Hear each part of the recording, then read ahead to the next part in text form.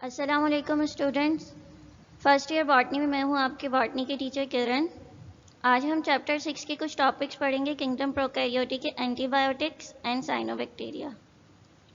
पहले हम एंटीबायोटिक को डिस्कस करेंगे, फिर उसके बाद हम साइनोबैक्टीरिया को पढ़ेंगे डिटेल में। तो सबसे पहले एंटीबायोटिक्स होती क्या हैं? ये केमिकल सब्सटेंसेज हैं जो किसी भी माइक्रो ऑर्गेनिज्म से हासिल किए जाते हैं। इनका फंक्शन क्या है कि ये इन्फेक्शन को या तो इनहिबिट कर देंगे, उसकी एक्टिविटी को रिड्यूस कर देंगी, या जो वो पैथोजेनिक ऑर्गेनिज्म से जो किसी दूसरे ऑर्गेनिज्म पर अटैक कर रहा है उसको किल कर देंगे, यानी उसकी जो लाइफ साइकिल जो पूरी की पूरी चल रही है उसको ख़त्म कर देंगे। तो एंटीबायोटिक्स क्या हैं? वो केमिकल सब्सटेंसेज हैं जो किसी भी माइक्रो ऑर्गेनिज्म से एक्सट्रैक्ट किए जाएंगे या उनसे डिस्कवर प्रोड्यूस किए जाएंगे। उनका फंक्शन क्या है कि वो इनहिबिट कर देंगे या किल कर देंगे उसके इन्फेक्शन को जो कॉज कर रहा है पैथोजेनिक ऑर्गेनिजम्स।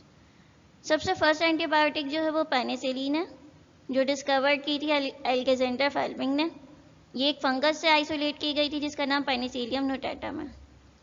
इसने कुछ कल्चर प्लेट्स बनाई थी बैक्टीरिया की, जो कि उसके अंदर देखा कि उसके अंदर एक कॉलोनी आ गई है फंगस की। फिर उसने ऑब्जर्व किया कि ये जो फंगस है ये इनहिबिट कर रहा है उस जो बैक्टीरिया है उसकी ग्रोथ को। तो उसने उस फंगस से जो है इन केमिकल सब्सटेंसेस को एक्सट्रैक्ट किया, आइसोलेट किया, और फिर उसके बाद एक ड्रग की डेवलपमेंट की जो कि बैक्टीरिया के इन्फेक्शन को ख़त्म कर रही थी। यूजेस क्या हैं एंटीबायोटिक्स के? एंटीबायोटिक जो है वो कुछ एंटीबायोटिक ऐसी हैं जो किसी एक स्पेसिफिक बैक्टीरिया के लिए, मतलब किसी एक बैक्टीरिया के लिए वर्क कर रही हैं और उसी के इन्फेक्शन को इनहिबिट या किल कर रही हैं। मगर कुछ एंटीबायोटिक ऐसी हैं कि जिनकी ब्रॉड स्पेक्ट्रम एप्लीकेशन है, यानी कि वो डिफरेंट स्ट्रेन्स जो हैं वो बैक्टीरिया के उनके ऊपर एक्ट कर सकती हैं। फंक्शन यही है कि या तो किल कर देंगी उस पैथोजेनिक ऑर्गेनिजम्स को, यानी कि उसको पूरा डिस्ट्रॉय कर देंगी, या उसके इन्फेक्शन को इनहिबिट या स्टॉप कर देंगी, यानी जो इन्फेक्शन वो कॉज कर रहा है उसको उसी वक्त स्टॉप कर देंगे, फर्दर इन्फेक्शन जो है वो प्रोसीड नहीं कर पाएगा।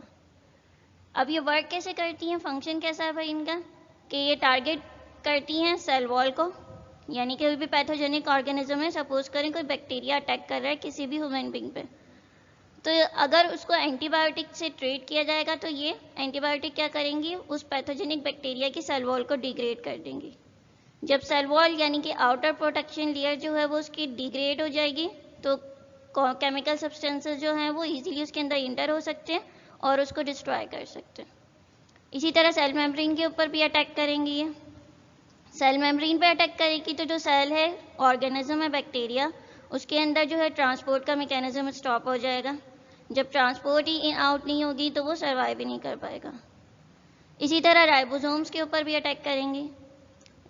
जैसे कि राइबोसोम्स का फंक्शन हमने पढ़ा था कि प्रोटीन सिंथेसिस करवाते हैं, प्रोटीन बनेगा तो उस ऑर्गेनिजम्स के अंदर डेवलपमेंट या ग्रोथ का प्रोसेस स्टार्ट होगा। मगर जब अगर यही एंटीबायोटिक्स जो हैं वो उसके राइबोसोम्स को ही डिस्ट्रॉय कर देंगी तो फर्दर जो डेवलपमेंट और ग्रोथ का प्रोसेस है वो स्टॉप हो जाएगा उसका। इसी तरह जेनेटिक इन्फॉर्मेशन यानी कि न्यूक्लियर मटेरियल पे अटैक करेंगी। जब वो उसका जेनेटिक मटेरियल ही डिस्ट्रॉय हो जाएगा तो ये फर्दर अपनी कॉलोनी नहीं बढ़ा पाएगा, अपनी ग्रोथ नहीं बढ़ा पाएगा, नंबर नहीं इंक्रीज कर पाएगा। इसी तरह मेडिसिनल यूज़ के अलावा जो है इनको एग्रीकल्चर में भी यूज़ किया जाता है। एग्रीकल्चर में भी कुछ पैथोजेनिक बैक्टीरिया होते हैं जो कि प्लांट पर डिसीज कॉज करते हैं, तो अगर उनको ये एंटीबायोटिक्स दे दी जाएँ तो ये उनके इफ़ेक्ट को ख़त्म कर देंगी या डिस्ट्रॉय कर देंगी। मिस यूजेस क्या हैं एंटीबायोटिक्स के? ज़्यादा अमाउंट में जो है एंटीबायोटिक्स अगर हम इंटेक कर लें तो वो रेजिस्टेंस क्रिएट कर देती है पैथोजेनिक ऑर्गेनिजम्स में। पैथोजेनिक यानी कि जो डिसीज कॉज कर रहा है बैक्टीरिया, उसके अंदर रेजिस्टेंस क्रिएट कर देगी। इसीलिए कहते हैं भाई अगर एंटीबायोटिक का कोर्स जितना हो उतना ही करना चाहिए। अगर हम सपोज करें डॉक्टर ने हमें 5 डेज़ का कोर्स दिया है और हम कर रहे हैं उसको 4 डेज़ में, तो क्या होगा कि वो उस बैक्टीरिया को किल या इनहिबिट तो नहीं करेगी, वो हमें ही मज़ीद नुकसान पहुंचाना शुरू कर देगा। मगर अगर कोई पर्सन है जो कि उस कोर्स को जो है 5 डेज़ के अलावा 6 डेज़ तक और ले जाए कि भाई और खा लूँगा तो फिर और ज़्यादा मतलब अच्छा हो जाऊंगा, तो उसका जो है एडवर्स इफेक्ट होगा। तो क्या होगा कि भाई वो अब इस जो पैथोजेनिक ऑर्गेनिज्म है, सपोज करेंगे बैक्टीरिया, के अंदर रेजिस्टेंस क्रिएट हो जाएगी। रेजिस्टेंस कैसे क्रिएट हो जाएगी कि भाई अब जितने भी इसके ऊपर ये केमिकल सब्सटेंसेस जो हैं वो अप्लाई करते जाएं आप, मगर उसको कोई इफेक्ट ही नहीं होगा, वो डिस्ट्रॉय नहीं होगा। इसके साथ साथ कुछ जो है वो एलर्जिक रिएक्शन भी कॉज कर देती हैं, जैसे पेनिसिलियम है, कुछ एलर्जिक रिएक्शन कॉज कर देती है, जैसे कि टंग या फेस की स्वेलिंग हो जाएगी, या कुछ ऐसा भी होता है कि अगर एंटीबायोटिक किसी एक ऑर्गन के लिए हम यूज़ कर रहे हैं तो उसका इफेक्ट जो है किसी दूसरे ऑर्गन पे भी पड़ता है। अब जो टॉपिक हम स्टार्ट करेंगे वो है साइनोबैक्टीरिया। साइनोबैक्टीरिया मतलब blue green algae. Blue green क्यों कहते हैं भाई? क्योंकि इनके अंदर डिफरेंट टाइप्स के पिगमेंट होते हैं। जैसे कि अगर क्लोरोफिल ए होगा तो वो ग्रीन कलर की अपीयरेंस देंगे, अगर दूसरा पिगमेंट है फाइकोसाइनिन तो वो ब्लू कलर की अपीयरेंस देंगे। इन पिगमेंट्स का बेसिकली फंक्शन क्या है कि भाई ये लाइट को कैप्चर करेंगे, कैप्चर करने के बाद क्या है, फोटोसिंथेसिस का प्रोसेस स्टार्ट करेंगे, अपनी ग्रोथ बढ़ाएंगे, अपनी रिप्रोडक्शन बढ़ाएंगे।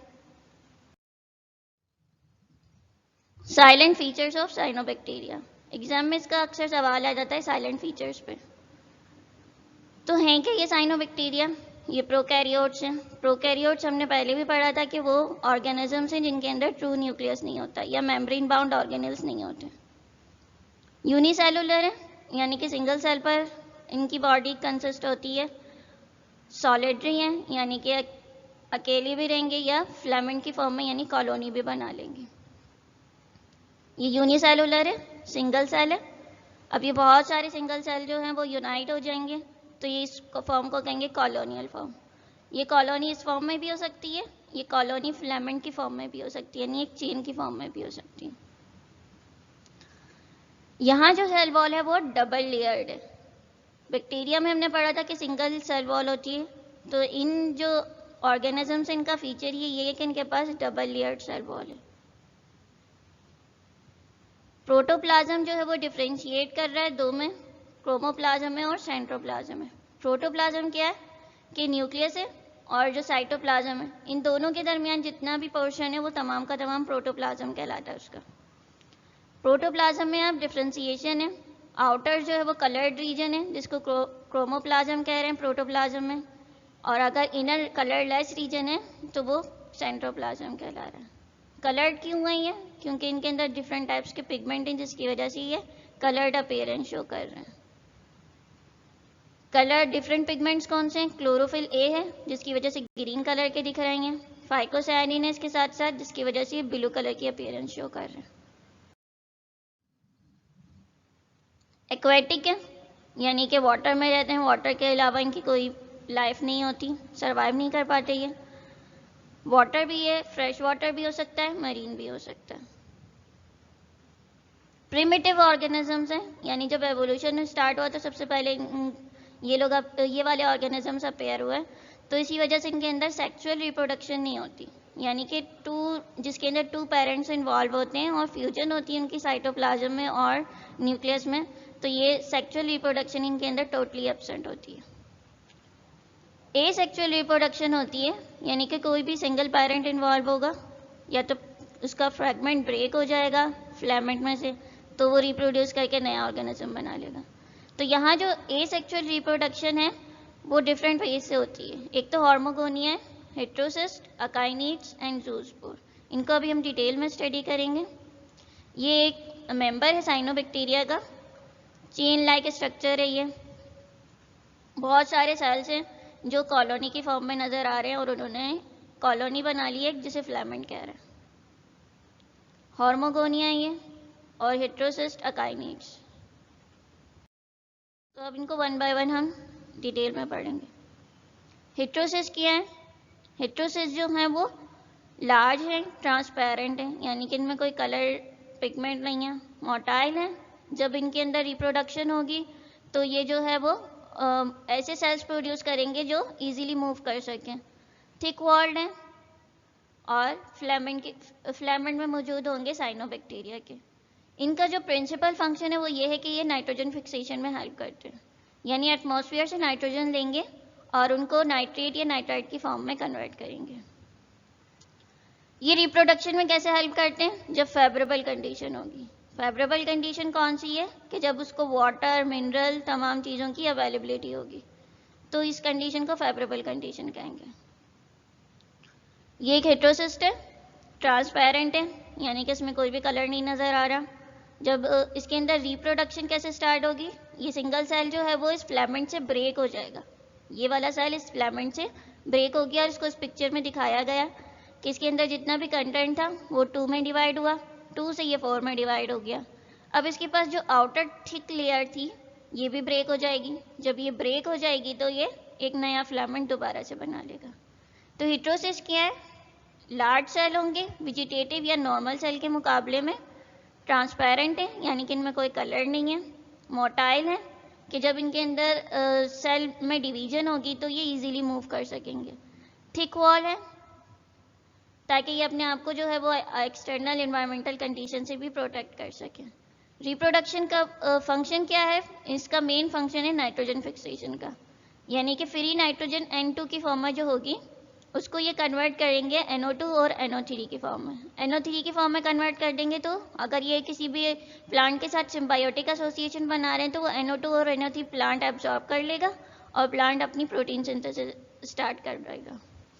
इसी तरह रिप्रोडक्शन कब हो रही है इनमें? जब कंडीशंस फेवरेबल होंगी, यानी कि वाटर या मिनरल न्यूट्रिएंट की तमाम अवेलेबिलिटी होगी तो ये जल्दी से अपना नंबर इंक्रीज करना शुरू कर देंगे। सेकंड मेथड है हमारे पास अकाइनेट्स। अकाइनेट्स क्या है? नॉन मोटाइल है। हेटेरोसिस्ट हमने पढ़ा था कि वो मोटाइल हैं, उनके अंदर एबिलिटी के वो मूव कर सकते हैं। ये नॉन मोटाइल, ये मूव नहीं करेंगे। थिक वॉल रेस्टिंग स्पोर है। रेस्टिंग स्पोर क्यों कह रहे हैं भाई? कि जब अनफेवरेबल कंडीशन है, वाटर की या मिनरल की शॉर्टेज हो गई, इसको शॉर्टेज हो जाएगी तो ये क्या करेंगे? ये अपने अराउंड जो है वो थिक वॉल डेवलप कर लेंगे ताकि अपने आप को अनफेवरेबल कंडीशन से बचा सकें। सेल क्या करते हैं? एक्यूमुलेट कर लेते हैं फूड मटेरियल को। अब इस सेल में जितना भी फूड मटेरियल है और इन तमाम सेल्स में जितना भी फूड मटेरियल है, जब अनफेवरेबल कंडीशन आएगी यानी न्यूट्रिएंट की शॉर्टेज होगी, स्कैरिसिटी होगी, तो ये तमाम का तमाम अपना फूड मटेरियल इस एक सेल के अंदर जमा करना शुरू कर देंगे। जमा कर लेंगे तो फिर अपने अराउंड जो है वो 2 लेयर्स की डेवलपमेंट करवा देंगे। आउटर लेयर जो है वो थिक होगी जिसे एक्सोस्पोरियम कहेंगे, ये एक्सोस्पोरियम है, आउटर थिक लेयर है। इनर जो है वो थिन लेयर होगी जिसे एंडोस्पोरियम कहेंगे।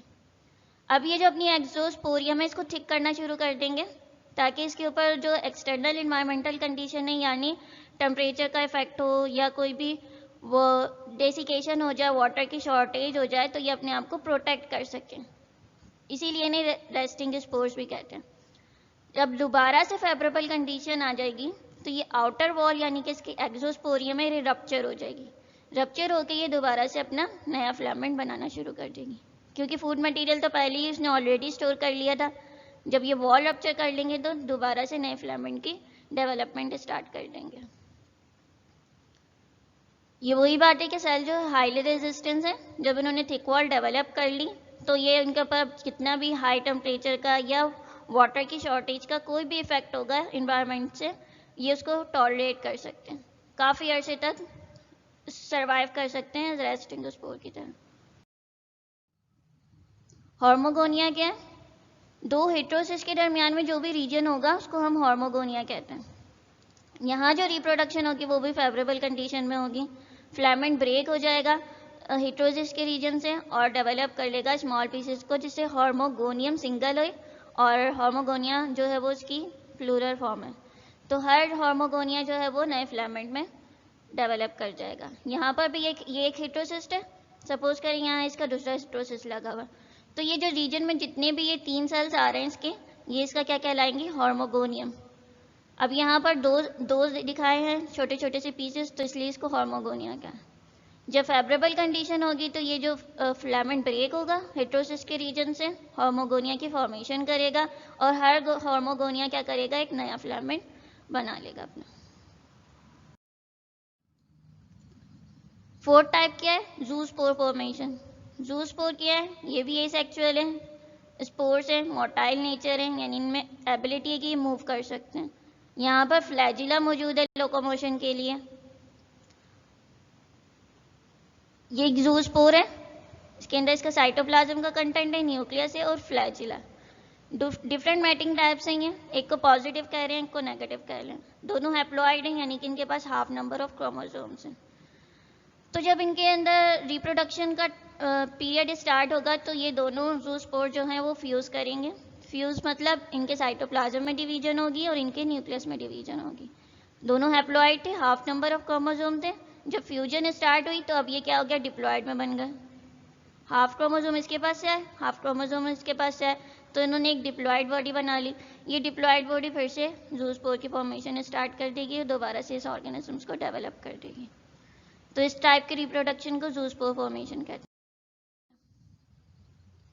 अब साइनोबैक्टीरिया के एक एग्जाम्पल को हम डिटेल में स्टडी करेंगे, जिसे नॉस्टॉक कहते हैं। नॉस्टॉक क्या है, यूनिसेलुलर है, सिंगल सेल पर है, एक ही सेल पर इसकी तमाम बॉडी कंप्राइज होती है। फ्रेश वाटर है, यानी मीठे पानी में रहेगा। प्रोकैरियोट्स है, ट्रू न्यूक्लियस नहीं है इसके पास, ना ही मेम्ब्रेन बाउंड ऑर्गेनेल्स हैं। कॉलोनी की फॉर्म में मौजूद होता है, यानी बहुत सारे सेल जो है वो यूनाइट होकर एक चेन लाइक स्ट्रक्चर बना लेंगे जिसको फिलामेंट कहेंगे। अब यहाँ जो फिलामेंट है वो अनब्रांच्ड है, यानी उसमें फर्दर कोई ब्रांचेस नहीं है। सिंगल रॉ ऑफ सेल पर मुश्तमिल है, यानी कि एक सिंगल रॉ है। सेल जो है वो राउंडेड भी हो सकते हैं और ओवल शेप भी हो सकते हैं। ये नॉस्टॉक का एक फिलामेंट है, बहुत सारे इसके अंदर सेल्स हैं जो कि राउंडेड भी हैं और कुछ ओवल शेप भी हैं। इसकी अपीयरेंस इस तरह है जैसे तस्बीह होती है, तस्बीह में छोटे छोटे से दाने होते हैं और कुछ बड़े दाने भी होते हैं, तो ये बीडेड लाइक अपीयरेंस देता है। यहाँ जो सिंगल फिलामेंट है उसको एक स्पेशल नेम से भी रिकग्नाइज किया जाता है, जैसे ट्राइकॉम कहते हैं। वो ये लुक लाइक करता है, बीडेड स्ट्रक्चर है, बीडेड अपीयरेंस है। अगर बहुत सारे जो ये फिलामेंट है, ये एक कॉलोनी की फॉर्म है जिसे फिलामेंट कह रहे हैं। फिलामेंट का भी एक नया नाम दे दिया भाई, ट्राइकोम कह रहे हैं उसे। अब ये बहुत सारे फिलामेंट जो हैं वो, अब इन फिलामेंट में भी देखें एक आउटर लेयर नज़र आ रही है आपको, जिलेटिनस लेयर है, जिसका फंक्शन क्या है कि ये इसको डेसिकेशन से बचा रहा है, इसको ड्राई नहीं होने दे रहा इसके सेल्स को। अब ये जो जिलेटिनस लेयर है जो एक फिलामेंट के अराउंड है, अगर ये बहुत सारे फिलामेंट के अराउंड एक सिंगल शीट हो जाए, मतलब ये तमाम फिलामेंट को एक सिंगल लेयर से सराउंड कर ले, तो इस कंडीशन को क्या कहेंगे, सिनोबियम। बहुत सारे फिलामेंट हैं, फिलामेंट खुद भी एक कॉलोनी की फॉर्म है क्योंकि बहुत सारे सेल मिलकर एक फिलामेंट बना रहे हैं। हर फिलामेंट जो है वो सराउंड कर रहा है एक जिलेटिनिया शीट से। ये जो नज़र आ रही है आपको, ये जिलेटिनिया शीट है इसकी, ये प्रोटेक्ट कर रही है इसको डेसिकेशन से। अब ये बहुत सारे फिलामेंट जो हैं वो एक साथ आ जाएं किसी भी एक बॉल लाइक अपीयरेंस में, और ये जो जिलेटिनियस शीट है जो हर फिलामेंट की सराउंडिंग में, वो एक कॉमन शीट में इंक्लूज हो जाए, म्यूसिलेटिनियस शीट में, तो इसको हम क्या कहेंगे, ये सिनोबियम है। ये भी बेसिकली इसकी कॉलोनियली फॉर्म होती है। यहाँ भी सेल वॉल जो है वो डबल लेयर्ड है, यानी कि 2 लेयर्स पर मुश्तमिल है। आउटर जो है वो थिक है। थिक क्यों है, क्योंकि ये 2 डिफरेंट पॉलीमर्स की कंपोजिशन से बनी हुई है, एक सेलुलोज है, दूसरा पेक्टिन है। इनर लेयर जो है वो सिर्फ एक पॉलीमर की कंपोजिशन से बनी है, जिसे सेलुलोज कह रहे हैं, जिसकी वजह से ये थिन अपीयरेंस शो कर रही है। ये आउटर वॉल है जो कि सेलुलोज और पेक्टिन की बनी हुई है, 2 डिफरेंट पॉलीमर्स हैं जिसकी वजह से ये थिक हो गई। इनर जो लेयर है वो थिन है। थिन है क्यों, क्योंकि यहाँ पर सिर्फ सिंगल पॉलीमर की कंपोजिशन है जिसे सेलुलोज कह रहे हैं। तो ये डबल लेयर सेल वॉल हो गई इसकी। हमने पढ़ा था कि प्रोटोप्लाज्म जो है वो 2 में डिफरेंशिएट कर रहा है, एक क्रोमोप्लाज्म और दूसरा सेंट्रोप्लाज्म। तो क्रोमोप्लाज्म में 2 डिफरेंट टाइप्स के पिगमेंट हैं।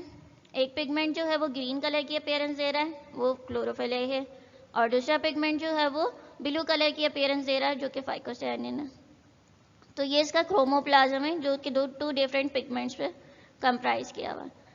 इनर जो रीजन है इसका सेल का वो कलरलेस है। कलरलेस क्यों है, क्योंकि यहाँ किसी भी किस्म की पिगमेंट की डिपोजिशन नहीं है। तो ये कलरलेस जो सेंट्रोप्लाज्म है वो इनर रीजन है, यहाँ ये अपना हेरिडिटरी मटेरियल कंटेन करेगा।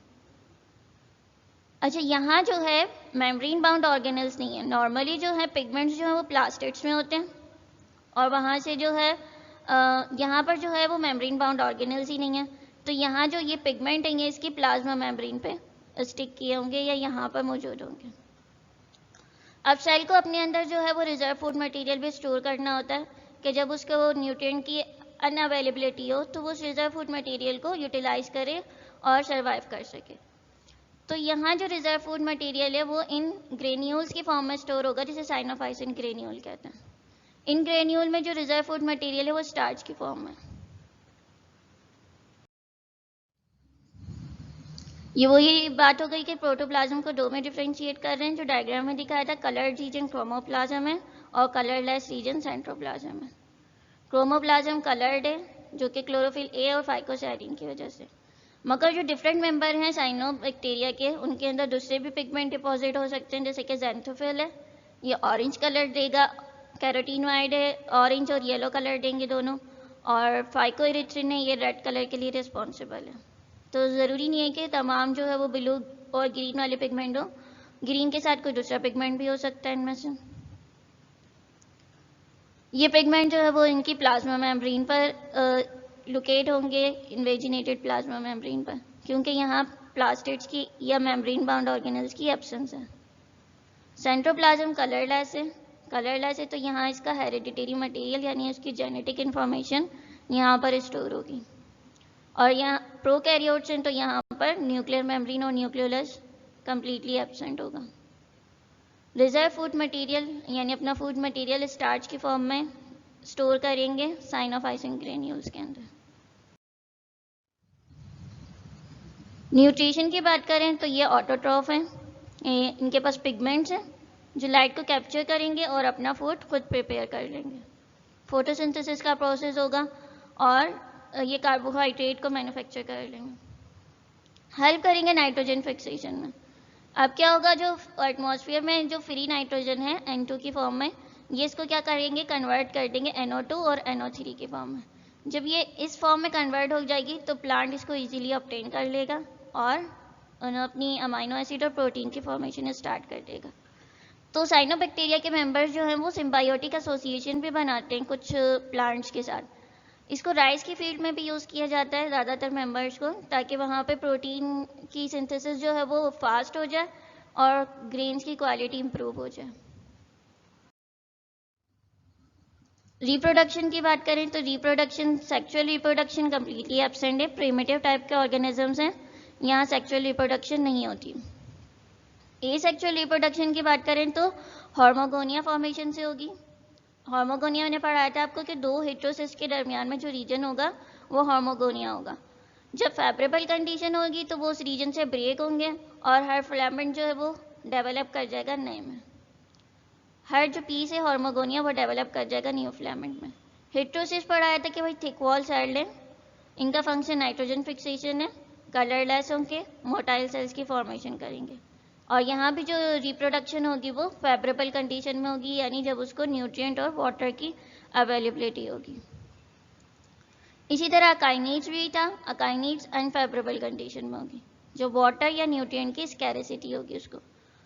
अकाइनेट्स में क्या होते हैं, ये थोड़े से लार्जर होते हैं, वेजिटेटिव सेल्स हैं, और ये अपना फूड मटेरियल जो है वो दूसरे वेजिटेटिव सेल का जितना भी कंटेंट है वो इसके अंदर आकर स्टोर हो जाता है। तो ये डिफरेंट वॉल की फॉर्मेशन करते हैं, जिसे एक्सोस्पोरियम और एंडोस्पोरियम बताया था। तो अनफेवरेबल कंडीशन में तो अपने आप को जो है वो प्रोटेक्ट करने के लिए क्या करेंगे, थिक वॉल डेवलप करेंगे। थिक वॉल डेवलप हो जाएगी तो फिर ये अपने आप को रेस्टिंग स्पोर की तरह काफ़ी अर्से तक सर्वाइव करवा सकता है। जैसे ही फेवरेबल कंडीशन रिटर्न होगी तो आउटर वॉल जो है वो उसकी रप्चर होगी और दोबारा से नया फिलामेंट अराइज करवा देगी। इकोनॉमिक इम्पोर्टेंस की अगर बात करें तो इकोनॉमिक इम्पोर्टेंस में जो है वो हम किसी भी ऑर्गेनिजम्स की, चाहे वो बैक्टीरिया हो, फंजाई हो, साइनोबैक्टीरिया या किसी भी प्लांट की अगर इकोनॉमिक इम्पोर्टेंट बात करें तो उसके अंदर हम उसके दोनों एस्पेक्ट्स को देखते हैं कि भाई इस ऑर्गेनिजम्स की यूजफुल इम्पैक्ट्स कौन से हैं और हार्मफुल इम्पैक्ट्स कौन से हैं। तो एग्जाम में जब भी इकोनॉमिक इम्पोर्टेंस का सवाल आए, चाहे वो किसी भी ऑर्गेनिजम्स की हो, बैक्टीरिया की हो, साइनोबैक्टीरिया की या फंजाई की हो, तो आपको कुछ पॉइंट उसके यूजफुल भी बताने और कुछ उसके हार्मफुल इम्पैक्ट्स भी बताने कि इस ऑर्गेनिजम्स का जो है वो इस वर्ल्ड के अंदर क्या फ़ायदा है, मतलब इसके ना होने से क्या नुकसान होगा इकनॉमी पे। तो यूजफुल इफ़ेक्ट्स को अगर स्टडी करें तो ये ऑर्गेनिक कंपाउंड्स मैन्युफैक्चर करते हैं। ऑर्गेनिक कंपाउंड यानी कार्बोहाइड्रेट की फॉर्मेशन करते हैं। कैसे करते हैं, इनके अंदर पिगमेंट है कलर, जो कि लाइट को रिसीव करेंगे, और रॉ मटेरियल कौन सा है, वाटर और कार्बन डाइऑक्साइड है। कार्बन डाइऑक्साइड और वाटर को यूटिलाइज करेंगे, ये रॉ मटेरियल के तौर पर यूज़ करेंगे, पिगमेंट इनके पास ऑलरेडी मौजूद है। तो ये क्या कन्वर्टिंग इन कार्बन रॉ मटेरियल वाटर और कार्बन डाइऑक्साइड को कन्वर्ट कर देंगे ऑर्गेनिक कंपाउंड यानी कि कार्बोहाइड्रेट में। लाइट को कैप्चर करेंगे एज एनर्जी के तौर पर। जब इनके अंदर फोटोसिंथेसिस होगी तो बाय प्रोडक्ट के तौर पर क्या रिलीज करेंगे, ऑक्सीजन को। जब ऑक्सीजन रिलीज होगी तो इसे तमाम लिविंग ऑर्गेनिजम्स रेस्पिरेशन के तौर पर यूज करेंगे। तो ये जो है ऑर्गेनिजम्स जो है वो ऑक्सीजन को रिलीज करते हैं इस बाय प्रोडक्ट के तौर पर, जिसे तमाम ऑर्गेनिज्म इजीली यूज कर सकते हैं रेस्पिरेशन के लिए। एबिलिटी है इनके पास कि फिक्स करते हैं नाइट्रोजन को और इम्प्रूव करते हैं सॉइल की फर्टिलिटी को। एटमॉस्फेयर से फ्री नाइट्रोजन ले रहे हैं N2 की फॉर्म में और उसको कन्वर्ट कर रहे हैं नाइट्रेट या नाइट्राइट की फॉर्म में। प्लांट के अंदर जो है वो एबिलिटी नहीं है कि वो इस फ्री नाइट्रोजन को जो है वो कन्वर्ट कर सके N2 या NO2 की फॉर्म में, मगर उसे चाहिए भी N2 या NO3 की फॉर्म में चाहिए होती है, ताकि वो उससे जो है वो अमाइनो एसिड बनाए, अमाइनो एसिड से प्रोटीन बनाए, प्रोटीन बनाएगा तो फिर उसकी ग्रोथ एंड डेवलपमेंट में हेल्प करेगी। तो ये वाले जो ऑर्गेनिजम्स है साइनोबैक्टीरिया के, ये सिम्बायोटिक एसोसिएशन बनाते हैं प्लांट्स के साथ। तो ये जो कन्वर्ट करते हैं नाइट्रोजन को NO2 या NO3 की फॉर्म में, प्लांट उसे इजीली कैप्चर कर लेता है। कुछ सम टाइम ऐसा होता है कि ये तमाम के उनको कंपाउंड्स को ऑर्गेनिज्म में ट्रांसफ़र करने के अलावा इसको सॉइल में भी छोड़ देते हैं NO2 या NO3 को। तो क्या होता है कि इससे सॉइल की फर्टिलिटी इंप्रूव हो जाती है। प्लांट खुद तो उसको फिक्स नहीं कर पा रहा, मगर उसको वही चीज़ बनी बनाई सॉइल में मिल रही है। तो इसे कहते हैं कि हम सॉइल की फर्टिलिटी इंप्रूव हो रही है। सॉइल की फर्टिलिटी इंप्रूव होगी तो क्रॉप की यील्ड इंप्रूव होगी और क्वालिटी इंप्रूव होगी। कुछ हार्मफुल इफेक्ट्स देख लें तो ये ऑर्गेनिजम्स जो हैं वो ब्लूम्स कोज करते हैं। ब्लूम्स किसे कहते हैं कि ये अबंडेंट ग्रोथ हो जाए, बहुत एक्सेस अमाउंट में जो है वो इनकी रिप्रोडक्शन स्टार्ट हो जाए और ये डिवाइड होने लग जाए जल्दी जल्दी, अपनी ग्रोथ को जो है वो बहुत बढ़ा दें। आपने अक्सर देखा होगा कि अगर हॉक्स बे की साइड में जाते हैं तो वहाँ जो रॉकेल एजेस होती हैं, किसी के अंदर वाटर होता है और वो कुछ कलर को इम्पार्ट करता है, कलर की इंडिकेशन करवा रहा होता है। जैसे कभी कुछ पानी का कलर जो है वो ग्रीन हो जाता है, किसी वक्त जो है वो येलो कलर की अपीयरेंस शो करने लगता है। तो क्या होता है, बेसिकली इस पानी के अंदर साइनोबैक्टीरिया के मेंबर्स की अबंडेंट ग्रोथ हो जाती है। तो इस अबंडेंट ग्रोथ को क्या कहते हैं कि ब्लूम्स कोज होगा साइनोबैक्टीरिया के। अब ये ब्लूम्स क्या करते हैं भाई, अब इनके पास फोटोसिंथेसिस भी बहुत ज़्यादा हो रही है तो ये ऑक्सीजन को रिलीज़ कर रहे हैं। ऑक्सीजन को रिलीज़ कर रहे हैं तो वाटर की क्वालिटी, एक्सेस अमाउंट में ऑक्सीजन रिलीज़ हो जाएगी तो वाटर की क्वालिटी भी जो है वो ख़राब हो जाएगी और उसके अंदर स्मेल भी क्रिएट हो जाएगी। अब अगर इन्हीं जो वाटर ब्लूम्स हैं इनको अगर कोई ड्रिंक कर ले तो वो उसके लिए भी नुकसानदेह। इसी तरह कुछ ऑर्गेनिजम्स हैं साइनोबैक्टीरिया के जो टॉक्सिन प्रोड्यूस करते हैं, यानी कुछ केमिकल सब्सटेंसेस की प्रोडक्शन करते हैं, पॉइजनस सब्सटेंसेस की। तो ये टॉक्सिन्स जो हैं वो वाटर में जो क्रिएट कर रहे हैं, इससे क्या हो रहा है भाई, अब वाटर के अंदर कोई भी फिश है जो रह रही है, अगर वो इन टॉक्सिन को इनहेल कर ले, वाटर को यूज़ कर ले वो तो वो टॉक्सिन उसके अंदर ट्रांसफ़र हो जाएंगे। अब उसी फिश को अगर कोई भी ह्यूमन बीइंग खा ले तो वह टॉक्सिन उसमें भी ट्रांसफ़र हो जाएंगे। ट्रांसफ़र होकर क्या आएंगे, डिफरेंट टाइप्स के डिसीजेस कॉज करेंगे। तो ये जो है वो क्वालिटी को भी ख़राब करते हैं वाटर की, और इसके साथ साथ कुछ डिसीजेस भी कॉज करते हैं। तो ये इसके हार्मफुल इफ़ेक्ट्स थे भाई, कि ब्लूम्स भी कॉज कर रहे हैं, इसके साथ साथ कुछ टॉक्सिन्स की भी प्रोडक्शन कर रहे हैं। तो इस तरह ये साइनोबैक्टीरिया का जो टॉपिक है वो क्लियर हो गया, कंप्लीट हो गया। और इसमें हमने क्या पढ़ा कि भाई इसका स्ट्रक्चर पढ़ा, इसमें जो डिफरेंट टाइप्स की रिप्रोडक्शन थी वो पढ़ी कि हार्मोगोनिया से फॉर्मेशन होती है, हिट्रोसिस से होती है, काइनेट से होती है, ज़ूस्पोर से होती है। एग्जाम में जो है वो इसका सवाल साइलेंट फीचर्स पर आ जाता है, और एंटीबायोटिक का भी इसी तरह जो है वो क्वेश्चन आ जाता है कि एंटीबायोटिक के यूजेस और मिसयूजेस बताएं, और साइनोबैक्टीरिया के साइलेंट फीचर्स या इकोनॉमिक इम्पॉर्टेंस बताएं या इम्पॉर्टेंट कैरेक्टर्स बताएं। तो इस तरह ये जो हमारा चैप्टर था, चैप्टर 6 किंगडम प्रोकैरियोट्स का ये कंप्लीट हुआ यहाँ पर। नेक्स्ट सेक्शन में जो है, नए सेशन में हम जो है वो नया टॉपिक स्टार्ट करेंगे, वैरायटी ऑफ लाइफ। जब तक के लिए खुदा हाफिज़।